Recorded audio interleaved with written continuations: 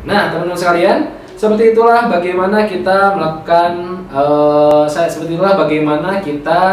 menunjukkan menentukan ya debit dan kredit dari setiap akun yang terlibat.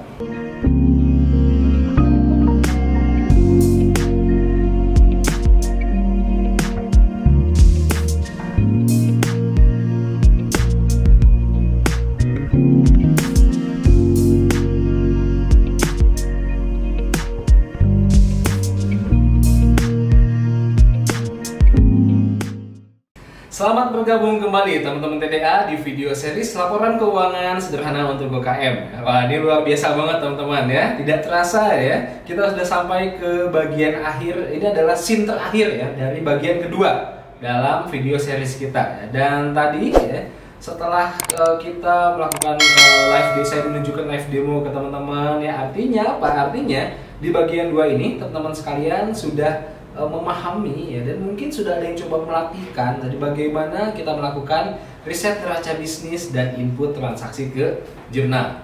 Nah, sekarang saya mau mengulas kembali apa yang sudah kita lakukan, yang sudah kita pelajari bersama di bagian kedua. Ya, kita mengawali tadi pembelajaran dengan saya menyampaikan objektif ya, bahwa objektifnya adalah teman-teman mampu membuat laporan laba rugi dan neraca bisnis. Dan 2 langkah untuk membuat laba rugi dan neraca adalah riset atau setel ulang neraca bisnis dan input transaksi ke jurnal.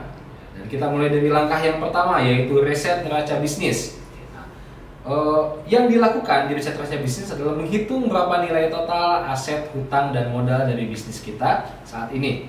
Dan bila kita ingin melakukan riset neraca bisnis, ada 3 kaidah yang perlu untuk kita terapkan, yaitu faktual, aktual, dan menyeluruh. Dan bagaimana langkah-langkahnya? Ya. Jadi riset neraca bisnis itu kita lakukan dengan langkah pertama, kita mendata dan menghitung nilai dari seluruh aset lancar yang bisnis kita miliki. Kemudian langkah kedua, kita mendata dan menghitung nilai dari seluruh aset tetap yang kita miliki. Kemudian kita mendata dan menghitung nilai dari seluruh hutang yang kita miliki. Itu langkah ketiga ya.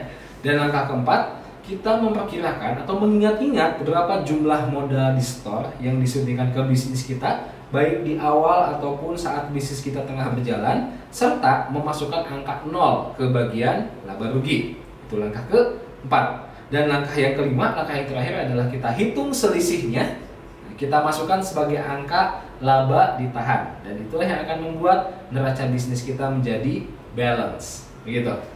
Itulah 5 langkah dalam membuat atau dalam melakukan riset neraca bisnis.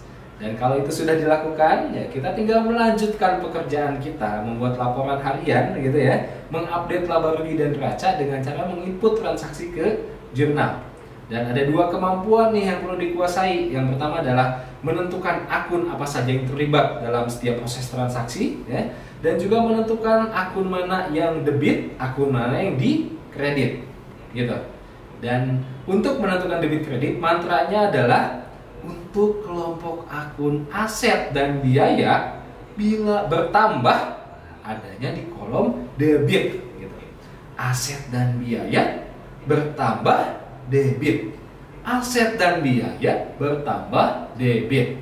Itulah mantranya teman-teman sekalian ya.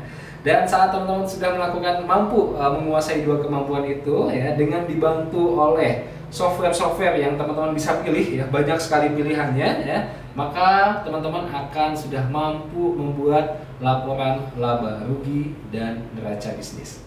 Dan itulah akhir dari bagian kedua. Selamat teman-teman sekalian ya, dan setelah ini kita akan lanjut ke bagian penutup dari video series laporan keuangan sederhana untuk UKM. Stay tune teman-teman TDA, terima kasih. Sering sekali ada yang bertanya ke saya, Kang Fahmi buat apa sih Kang Fahmi melakukan ini gitu ya? Buat apa sih Kang Fahmi meluangkan waktunya gitu untuk kemudian berbagi mengenai pengelolaan keuangan ya, ke teman-teman UKM. Nah,